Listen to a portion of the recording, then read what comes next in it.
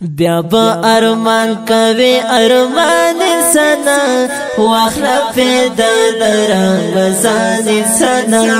واخلا پیدا رمضان سنا بیا با ارمان کوي ارمان سنا واخلا پیدا رمضان سنا واخلا پیدا رمضان سنا نفل المنزنا دی په فرض حساب کړی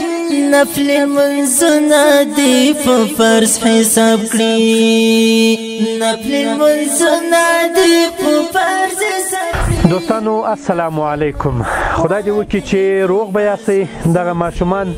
او دغه ګلالي کنکلي چې تاسې مخکې د دوی ویډیو لیدلې وه موږ ورته راغلي وو دوی ته مو جامې هم راوړې وې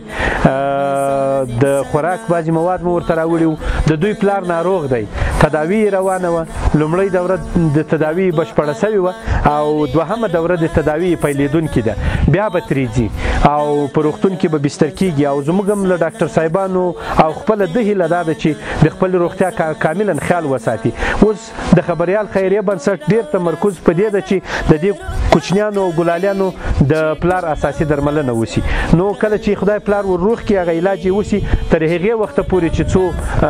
دی د خپل ناروغۍ علاج کوي د دې ماشومانو مسؤلیت به زموږ او ستاسې په غاړه وي هغه دوستان چې کومک او همکاري کړې ده هغه به ورته رسوو او هغه دوستان چې لا هم د دغو ماشومانو د لاسنیوي په موخه له موږ سره څه کومک او همکاري کوي موږ ورته سترګې په لاره یو تر څو د دې ماشومانو لاسنیوی وکړو او ژوند یې مخته یوسو ارمان کوي ارمان سنا واخلا پیدا رمضان سنا واخلا پیدا ځینو دوستانو چې د دې ماشومانو د ژوند د ښه والي لپاره له موږ سره کومکونه کړي وو هغه کومکونه موږ په تدریجي ډول باندې دوی ته رارسوو ځکه تاسې ته وضعیت معلومیږي تاسې ته حالت معلومیږي چې د دغو ماشومانو وضع باید څرنګه وڅارلی شي هغه چې تاسې د دوی لپاره د همکارۍ په ډول کړي څرنګه دوی ته ورسیږي نو د خبریال خیریه بنسټ د ملګرو غوښتنه وړاندیز دا ده چې دوی ته په تدریجي ډول زینه په زینه څوکه په څوکه د دوی نظارت وشي څارنه یې وشي تر څو هغه کومکونه چې تاسو له دوی سره کړي دي های په مایل نه شي بل ځای ضایع نه شي که په یو ځای باندې تسلیمیږي او د راتلونکي په ارتباط کې هم تاسې همکاري کوئ کومک کوئ هغه به په دې وړو چې موږ به وخت ناوخته له دوی لیدنه کوو دوی ته به هغه څه چې تاسې د کومک په ډول ورکوئ ورته رسیږي انشاء الله الرحمن نن دې موقع د ځان بیدار کړه ورته نن دې موقع د ځان بیدار کړه ورته نن دې موقع د ځان بیدار کړه ورته ته وګوره بانجانو ته م ګوره دغه دوه کنکلي نه دي دغه دوه دغه ته څه نوم یې جارب محمد علي دوی همسایه دي ښه پلار یې مریض ده اړولي بیا اوس بیا پلار بیا هغه به ورکوئ کومه اندازه به دې ورځې که یوه ورځ کې درته راتلو دوه ورځې کې درته راتلو هر څومره راتلو هره ورځ چې راځي نیمه نیمه کیلو غوښه ورکوئ که یې په یو وار باندې وړه بیا د دوه ورځو یوه کیلو ورکوئ صحیح ده او هغه لږ به دغه مانجان مرچ وږه دا شی ورسره ورچوئ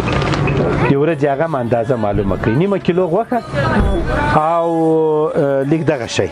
پیاز میاز سلات بانجان صحیح ده څومره به سي ته حساب ورته وکړه د سلات او د بانجان نیمه کیلو غوښه خو اندازه معلومیږي 50 روپۍ صحیح ده سلات 50 روپۍ به څومره کېږي چې بانجان هم کېږي یعنې که تخته هم وروځوي او د سلات هم کېږي صحیح ده سل غوښه څومره سوه دوه نیم سوه درې نیم سوه یې کوي 100 روپۍ سلات ورکوه صحیح درې نیم سوه روپۍ به دوی ته د ورځې هغه ورکوي سمه ده کله کله که یې فرض مثال تا ته وویلې چې نن دې موږ دا میوې ته زړه سوی بیا لږ مڼې شی ورکړه هغه سلات بیا په یوه ورځ باندې مه ورکوه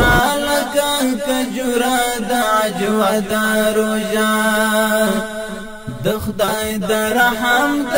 سړو اوبو چې نه د روژه د خدای د رحم د